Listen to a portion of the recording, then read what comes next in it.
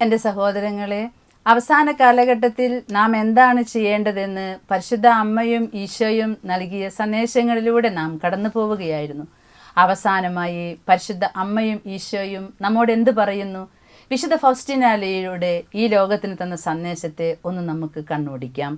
പോളണ്ടിലെ ഗ്ലോഗോവിയക്സ് എന്ന ഗ്രാമത്തിൽ ഭക്തിയുള്ള നിർധന കുടുംബത്തിൽ 10 മക്കളിൽ 3ാമത്തെ സന്താനമായി ജനിച്ച ഹെലൻ എന്ന് മാമോദീസ പേരിൽ അറിയപ്പെട്ട് പിന്നീട് വിശുദ്ധ ഫൗസ്റ്റീനയായി മാറിയ ആ ജീവിതം അവസാന കാലഘട്ടത്തിൽ എത്തി നിൽക്കുന്ന നമ്മോട് എന്താണ് പറയുന്നത് എന്ന് നമുക്ക് പരിശോധിക്കാം. ദൈവമായ ഗാഢമായ ഐക്യമാണ് ഒരു സൃഷ്ടിയെ അതിൻ്റെ പൂർണ്ണതയിൽ എത്തിക്കുന്നത് എന്നാണ് ഫൗസ്റ്റീനാമ്മ പറയുക. തൻ്റെ വിശുദ്ധിയുടെയും പരിപൂർണതയുടെയും അടിസ്ഥാനം ദൈവത്തിൻ്റെ ഇഷ്ടവുമായി തൻ്റെ മനസ്സിനെ പൂർണ്ണമായി ഐക്യപ്പെടുത്തുന്നതിലാണ് എന്നാണ് ഫൗസ്റ്റീന പറയുക.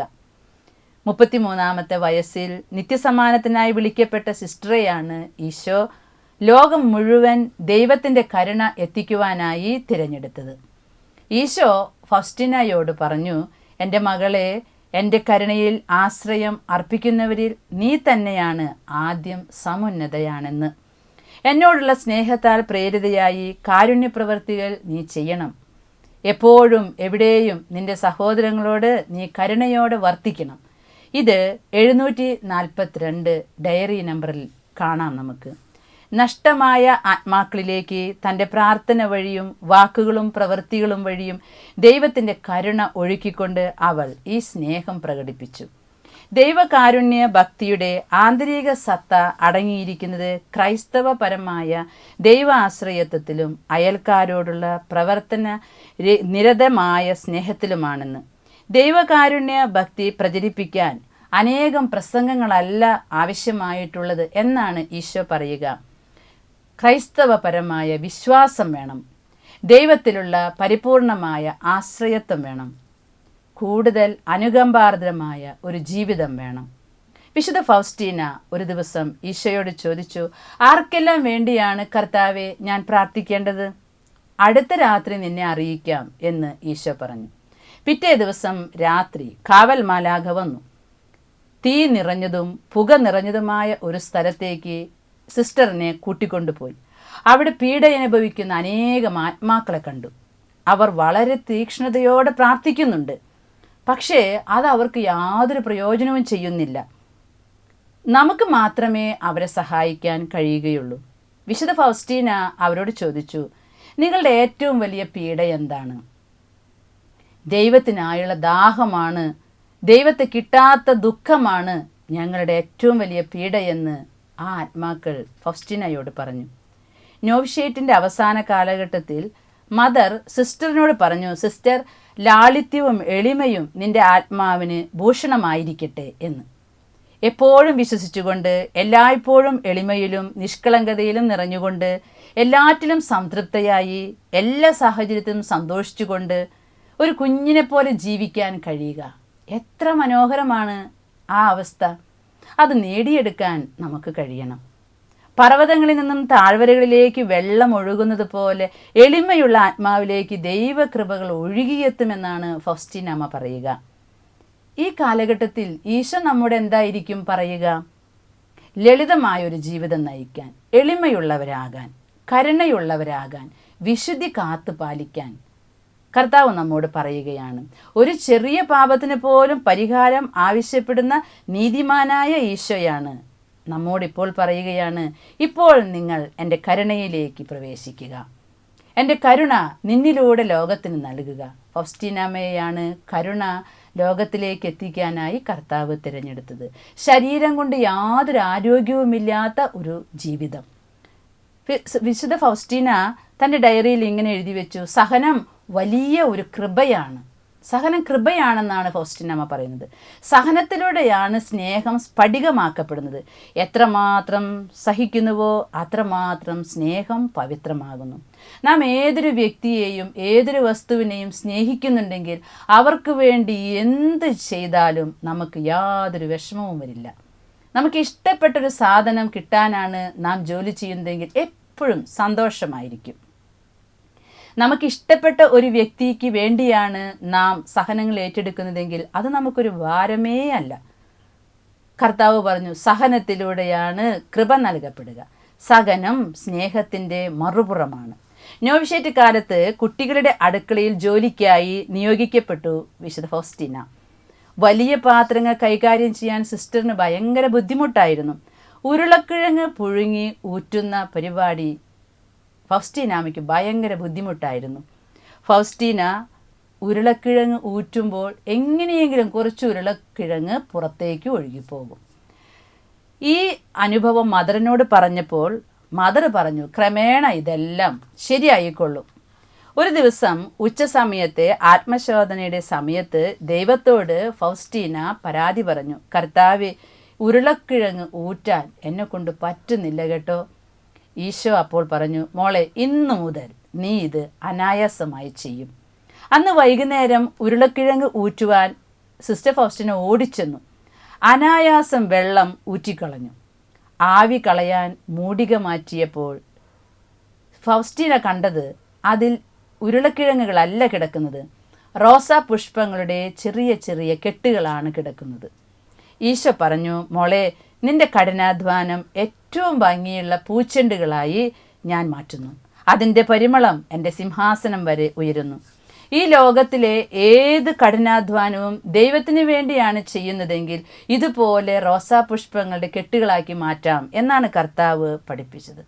എൻ്റെ സഹോദരങ്ങളെ, ഈ അനുഭവം വായിച്ചു കൊണ്ടിരിക്കുമ്പോൾ ഞാൻ ചിന്തിച്ചു പോയി. വീട്ടിലെ ജോലി ഭാരം കൂടുമ്പോൾ മുറുമുറുത്തത്, ദേഷ്യപ്പെട്ടത്, മറ്റുള്ളവരെ കുറ്റപ്പെടുത്തിയത്, അവരൊന്നും എന്നെ സഹായിക്കുന്നില്ലല്ലോ എന്നോർത്ത് വെറുപ്പിൻ്റെ ചിന്തകൾ സൂക്ഷിച്ചത്, ഇതെല്ലാം ഓർത്ത് ഞാൻ ദുഃഖിച്ചു. സന്തോഷത്തോടെ ചെയ്തിരുന്നുവെങ്കിൽ റോസാപുഷ്പങ്ങളുടെ ഒരു കെട്ട് എനിക്കും ഈശോയ്ക്ക് നൽകാമായിരുന്നില്ലേ? ഒരിക്കൽ സിസ്റ്ററിനോട് ഈശോ പറഞ്ഞു, നീ നിനക്ക് വേണ്ടിയല്ല സഹിക്കുന്നത്, നിന്റെ സഹനം മറ്റുള്ള ആത്മാക്കളെ രക്ഷയ്ക്കു വേണ്ടി ഞാൻ പ്രയോജനപ്പെടുത്തും. അവർക്ക് എൻ്റെ തിരുമനസ് സ്വീകരിക്കുവാനുള്ള നല്ല മനസ്സ് ഞാൻ നിന്റെ സഹനം വിലയായി എടുത്ത് ഞാൻ കൊടുക്കും. മറ്റൊരിക്കൽ ഈശോ സിസ്റ്ററിനോട് പറഞ്ഞു, ഫൗസ്റ്റീന, കുറച്ച് സഹനം തരുമോ എന്ന് പറഞ്ഞ് യാചിക്കുകയാണ്. ഫൗസ്റ്റീന ചോദിച്ചു, എങ്ങനെയാണ് സഹിക്കേണ്ടത്? ഈ ലോകത്ത് വെച്ച് ശരീരത്തിൽ സഹിക്കണോ അതോ പരലോകത്തിൽ വെച്ച് സഹിക്കണോ? 2 തരത്തിലും സഹിക്കാൻ ഞാൻ സന്നദ്ധയാണ് ഈശോ. ഈശോ പറഞ്ഞു, 2 സ്ഥലത്ത് സഹിക്കൊന്നും വേണ്ട, നീ ഈ ലോകത്ത് വെച്ച് സഹിച്ചാൽ മതി. ആ നിമിഷം ഫൗസ്റ്റീനാമ്മ രോഗിയായി തീർന്നു.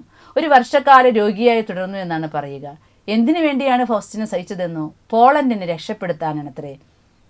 ഈശോ ഇന്നും നമ്മോട് ആവശ്യപ്പെടുന്നുണ്ട്, എൻ്റെ മകനെ, എൻ്റെ മകളെ, കുറച്ച് സഹനം എൻ്റെ സഹനത്തോട് ചേർത്ത് നീ തരുമോ? എന്തിനാണെന്ന് നാം ചോദിക്കാറില്ല. നാം പരാതി പറയും, എന്തൊരു സഹനം, എന്തിനാണ് കർത്താവ് ഈ സഹനം എനിക്ക് തന്നത്? നമുക്ക് ഇന്നു മുതൽ ചോദിക്കാം, ദൈവമേ, ഏത് ആത്മാവിനെ രക്ഷപ്പെടുത്താനാണ് ഇതുപോലൊരു രോഗം തന്നത്? ഏത് ആത്മാവിനെ രക്ഷപ്പെടുത്താനാണ് ഇതുപോലെ ജോലി തിരക്ക് എനിക്ക് തരുന്നത്? കർത്താവിനോട് ചോദിച്ചാൽ ചിലപ്പോൾ കർത്താവ് വെളിപ്പെടുത്തി തരുമായിരിക്കും, ഇന്ന ആത്മാവിനെ രക്ഷപ്പെടുത്താനാണെന്ന്. ഫൗസ്റ്റീന അങ്ങനെയാണ് കൃപയ്ക്കുമേൽ കൃപ വാങ്ങിയത് എന്നാണ് പറയുക. മറ്റൊരിക്കൽ ഈശോ പറഞ്ഞു, നല്ല ഫലങ്ങൾക്കല്ല, മറിച്ച് എന്നെ പ്രതിയുള്ള സഹനത്തിനും ക്ഷമയ്ക്കും കഠിനാധ്വാനത്തിനുമാണ് ഞാൻ പ്രതിഫലം നൽകുക. പലപ്പോഴൊക്കെ നാം ഓരോ കാര്യങ്ങൾക്ക് വേണ്ടി സഹിച്ച് പ്രവർത്തിച്ചിട്ടും ഒരു ഫലവും നേടാതാകുമ്പോൾ ദൈവിക കാര്യങ്ങൾക്ക്, ദൈവത്തിന് ഇഷ്ടമുള്ള കാര്യങ്ങൾക്ക് വേണ്ടി നാം ഓടിയിട്ട് ഫലം കാണാതാകുമ്പോൾ നാം ഓർക്കും, എന്തിനാണ് ഇങ്ങനെ ഓടിയത്? ദൈവം പറയും, നീ പ്രവർത്തിച്ചിട്ട് എത്ര ഫലം വന്നു, എത്ര വിജയം വന്നു, ഇതൊന്നുമല്ല ഞാൻ നോക്കുക. എന്തുമാത്രം നീ ഇതിനു വേണ്ടി കഷ്ടപ്പെട്ടു, എത്ര സഹനം നീ ആത്മാർത്ഥമായി ഇതിനു വേണ്ടി ഏറ്റെടുത്തു, അതിലാണ് ഞാൻ കൃപ നൽകാനിരിക്കുന്നത്. കാരണം നിനക്ക് എന്തുമാത്രം വിജയം നേടാമെന്ന് എനിക്കറിയാം. നീ ഒരു മനുഷ്യ സൃഷ്ടിയല്ലേ. നമുക്ക് ഇന്നു മുതൽ മറിച്ച് ചിന്തിക്കാം. ദൈവം ആഗ്രഹിക്കുന്ന ഓരോ കാര്യങ്ങൾക്കും വേണ്ടി മാക്സിമം നമുക്ക് കഴിയാവുന്ന വിധത്തിൽ നമുക്ക് പ്രവർത്തിക്കാം. പ്രവൃത്തിയുടെ കാഠിന്യത്തിനാണ് കർത്താവ് പ്രതിഫലം തരിക. അതല്ലാതെ നീ വിജയമൊന്നും കൊയ്തില്ലല്ലോ എന്ന് പറഞ്ഞുകൊണ്ടല്ല കർത്താവ് ഫലം നൽകുക എന്ന്. ന്യായവിധിയുടെ സമയത്ത് കർത്താവ് പറയുന്നു, ഞാൻ കരുണയുടെ രാജാവായി ഇപ്പോൾ വരും, ന്യായാധിപൻ്റെ മുഖമൂടി അണിഞ്ഞ് ഞാൻ വരും കുരിശുമായിട്ട് ആകാശവിധാനത്തിൽ. കർത്താവ് ഫൗസ്റ്റീനയോട് പറഞ്ഞു, ന്യായാധിപൻ്റെ മുഖമിട്ട് ഞാൻ വരുന്നതിനേക്കാൾ മുൻപ് ഞാൻ നിങ്ങൾക്ക് ഇതാ ഒരു അവസരം തന്നിരിക്കുന്നു. കരുണയുടെ രാജാവായി ഇപ്പോൾ നിങ്ങളുടെ ലോകത്ത് ഞാനുണ്ട്. ആകാശം പ്രകാശരഹിതമാവുകയും വലിയ അന്ധകാരം ഭൂമുഖത്തെ ആവരണം ചെയ്യുകയും ചെയ്യുമ്പോൾ ആകാശത്തൊരു കുരിശടയാളം പ്രത്യക്ഷപ്പെടും. രക്ഷകന്റെ കരങ്ങളും പാദങ്ങളും തറച്ച ആണിപ്പഴുതിലൂടെ വലിയ പ്രകാശരശ്മികൾ ഒരു നിശ്ചിത സമയത്തേക്ക് ഈ ലോകത്തെ പ്രകാശിപ്പിക്കും എന്നാണ് ഫൗസ്റ്റീനാമ്മയോട് പറഞ്ഞത്. ഈശോ പറഞ്ഞതുപോലെ അവിടുത്തെ കരുണയുടെ രാജാവായി ഇപ്പോൾ വന്നിരിക്കുകയാണ്. ദൈവനിവേശിതത്താൽ പത്രോസിന്റെ സിംഹാസനം ഈ വർഷം കരുണയുടെ വർഷമായിട്ട് പ്രഖ്യാപിച്ചിരിക്കുന്നു. ഈ വർഷം മുതൽ കരുണയുടെ രാജാവായിരിക്കുന്ന ഈശോയുടെ കാരുണ്യത്തിൻ്റെ വർഷങ്ങളാണ്. നീതിയുടെ രാജാവായി അവൻ വരുന്നത് വരെ കരുണയുടെ വർഷങ്ങളാണ് സഹോദരങ്ങളെ. ഈ കരുണയുടെ വർഷത്തിൽ ഫൗസ്റ്റീനാമ്മയോട് കർത്താവ് പറഞ്ഞു, എൻ്റെ കരുണയുടെ ആഴക്കടലിലേക്ക് ഓടിക്കയറിയാൽ ന്യായാധിപൻ്റെ സന്നിധിയിൽ വിധിക്ക് വരുമ്പോൾ അവൻ്റെ മുമ്പിൽ നിൽക്കാനുള്ള ശക്തി നിങ്ങൾക്ക് ലഭിക്കുമെന്ന്. അപ്പോൾ നാം എന്താണ് ഈ അവസാന കാലഘട്ടത്തിൽ, ഈ അവസാനത്തെ സന്ദേശത്തിൽ തീരുമാനമെടുക്കേണ്ടത്? ആദ്യമേ ദൈവം കരുണയുള്ളവനാണെന്ന്, ആ കരുണ നമുക്കായി തുറന്നിരിക്കുകയാണെന്ന് നാം വിശ്വസിക്കണം. അതിൽ ആശ്രയിക്കണം, കരുണയിൽ ആശ്രയിക്കണം എന്നാണ് കർത്താവ് പറയുന്നത്. രണ്ടാമതായി, ദൈവം എത്ര വലിയ പാപിയോടും അനുതപിച്ചാൽ കരുണ കാണിക്കും എന്ന് ഉറപ്പ് നൽകിയിട്ടുണ്ടെങ്കിൽ നമ്മോട് എത്ര വലിയ തെറ്റ് ചെയ്താലും ആ പാപി അനുതപിച്ചാൽ അവരോട് നാം ക്ഷമിക്കണം എന്ന വലിയ സന്ദേശം ഫൗസ്റ്റീനാമ്മ വഴി ദൈവം ഈ ലോകത്തിന് നമുക്ക് നൽകുകയാണ്. ഇത് പാലിച്ചു കഴിഞ്ഞാൽ ഈശോ ഫൗസ്റ്റീന വഴി പറഞ്ഞിരിക്കുന്ന 5 കാര്യങ്ങൾ ഏറ്റവും വിശ്വസ്തയോടെ നമുക്ക് ചെയ്യാം. ഒന്നാമത്, കാരുണ്യവാനായ ഈശോയുടെ ഛായാചിത്രം വെച്ച് ബഹുമാനിക്കുക. വീടുകളിലും സ്ഥാപനങ്ങളിലും ദേവാലയങ്ങളിലും ഈ ചിത്രം വെച്ച് ബഹുമാനിക്കണം. യേശുവേ, ഞാനങ്ങിൽ ശരണപ്പെടുന്നു എന്ന് ഏറ്റുപറയണം. ഈശോയുടെ ഹൃദയത്തിൽ നിന്നും വരുന്ന 2 പ്രകാശരശ്മികൾ, വെളുത്ത കിരണം ആത്മാക്കളെ വിശുദ്ധീകരിക്കുന്ന തിരുജലമാകുന്ന വിശുദ്ധ മാമുദീസായും വിശുദ്ധ കുംഭസാരവും പ്രതിനിധീകരിക്കുന്നു. ചുവപ്പ് കിരണം ആത്മാവിൻ്റെ ജീവനായ തിരുരക്തം നൽകുന്ന വിശുദ്ധ കുർബാനയെ പ്രതിനിധാനം ചെയ്യുന്നു. ഈ ചിത്രം വഴി വളരെയധികം അനുഗ്രഹങ്ങൾ വർഷിക്കപ്പെടും എന്നാണ് കർത്താവ് വാഗ്ദാനം തന്നിരിക്കുന്നത്. രണ്ടാമത്, ദൈവകരുണയുടെ തിരുനാൾ ആഘോഷിക്കുക. ദൈവകരുണ ഭക്തികളിൽ ഏറ്റവും പ്രധാനപ്പെട്ടതാണ് ദൈവകരുണയുടെ തിരുനാൾ. ഈസ്റ്റർ കഴിഞ്ഞു വരുന്ന ഞായറാഴ്ചയാണ് ഇത് ആഘോഷിക്കേണ്ടത്. അതിന് ഫൗസ്റ്റീനാമ്മ വഴി ദുഃഖവെള്ളിയാഴ്ച മുതൽ ഈസ്റ്റർ കഴിഞ്ഞു വരുന്ന ഞായറാഴ്ച വരെ നമ്മൾ നടത്തേണ്ട നൊവേനകളും പ്രാർത്ഥനകളും ദൈവം പറഞ്ഞു കൊടുത്തിട്ടുണ്ട്. പാപങ്ങൾക്ക് പൂർണ്ണ വിടുതലും പ്രവൃത്തിക്കനുസൃതമായ ശിക്ഷയുടെ വിടുതലും ലഭിക്കുന്ന ഒരു 2ാം മാമോദീസയാണ് ഈ ദിവസം എന്ന് ഓർക്കുക. മൂന്നാമത്, ദൈവകരുണയുടെ ജപമാല ചൊല്ലുക. ദൈവനീതിയുടെ ക്രോധത്തെ ശമിപ്പിക്കാൻ ഈശോ പറഞ്ഞുകൊടുത്ത ജപമാലയാണ് കരുണയുടെ ജപമാല, ഡിവൈൻ മേഴ്സി റോസറി. നമ്മുടെ മേലും ലോകം മുഴുവൻ്റെ മേലും കരുണ കാണിക്കണമേ എന്ന് പിതാവിനോട് നാം യാചിക്കുമ്പോൾ പിതാവിന് ഏറ്റവും ഇഷ്ടപ്പെട്ട കാഴ്ച പുത്രൻ്റെ പീഡാസഹനങ്ങൾ നാം കാഴ്ച കൊടുക്കുകയാണ്. നശിച്ചു പോകുമെന്ന് തോന്നുന്ന ആരെയെങ്കിലും കണ്ടുമുട്ടിയാൽ തർക്കിക്കാൻ നിൽക്കരുത്, ഉപദേശിക്കാൻ അധികം നിൽക്കരുത്. അവർക്ക് വേണ്ടി കരങ്ങൾ ഉയർത്തി പ്രാർത്ഥിക്കുക, കാരുണ്യത്തിൻ്റെ ജപമാല ചൊല്ലുക എന്നാണ് ഫൗസ്റ്റീനാമ്മ പറഞ്ഞിരിക്കുന്നത്. നാലാമതാണ് കരുണയുടെ മണിക്കൂർ. ക്ലോക്കിൽ 3 മണി അടിക്കുമ്പോൾ ലോകത്തിന് വേണ്ടിയും പാപികൾക്ക് വേണ്ടിയും കരുണയ്ക്കായി യാചിക്കുക. ഈശോയെ വിളിച്ച് പ്രാർത്ഥിക്കണം ഉച്ച കഴിഞ്ഞ് 3 മണി സമയത്ത്. ഈശോ പറയുന്നു, ഈശോയുടെ പീഡാനുഭവത്തിൻ്റെ യോഗ്യതയിലായിരിക്കണം യാചിക്കേണ്ടത്. ഇത് കൃപയുടെ മണിക്കൂറാണ്. കരുണ നീതിയുടെ മേൽ വിജയം വരിച്ച മണിക്കൂർ. അഞ്ചാമത്, ദൈവകരുണയുടെ ഭക്തി പ്രചരിപ്പിക്കുക. ദൈവകരുണ അയൽക്കാരിലേക്ക് പകർന്നു കൊടുക്കുന്ന ജീവിത സാക്ഷ്യമാണ് ഏറ്റവും മുഖ്യമായ ഘടകം. വലിയ പ്രസംഗങ്ങളല്ല, വലിയ പ്രവർത്തനങ്ങളല്ല ഈശോ ഈ അവസാന കാലഘട്ടങ്ങളിൽ ആഗ്രഹിക്കുക. ഈശോ പറയുന്നു, നിന്റെ ജീവിത സാക്ഷ്യമാണ് മറ്റുള്ളവർക്ക് എൻ്റെ കരുണ കാണിച്ചു കൊടുക്കാൻ പറ്റിയ മാർഗം. നീ നിൻ്റെ സഹോദരനോട്, നിൻ്റെ അയൽക്കാരനോട് കരുണ കാണിച്ചാൽ എൻ്റെ കരുണയുടെ മുഖം അവർക്ക് മനസ്സിലാകുമെന്ന് ഈശോ പറഞ്ഞിട്ടുണ്ടല്ലോ. നീ എന്തുമാത്രം ആളുകളിലേക്ക് ഇത് എത്തിച്ചു എന്നല്ല, നീ ഇതിനു വേണ്ടി എന്തുമാത്രം കഷ്ടപ്പെടുന്നു എന്നുള്ളതാണ് ഞാൻ നോക്കുക എന്ന്. എൻ്റെ സഹോദരങ്ങളെ, നമ്മുടെ വിജയത്തിനെ കുറിച്ച് നമുക്കിപ്പോൾ ചിന്തിക്കേണ്ട. നമ്മുടെ പ്രവർത്തനങ്ങളെ ഒന്നുകൂടി ശക്തിപ്പെടുത്താം, നമ്മുടെ ജീവിതങ്ങളെ ഒന്നുകൂടി ക്രമപ്പെടുത്താം. വിശുദ്ധിയിലും കരുണ മറ്റുള്ളവർക്ക് കൊടുക്കുന്ന പ്രവർത്തനങ്ങളിലും നമുക്ക് ഏർപ്പെടാം.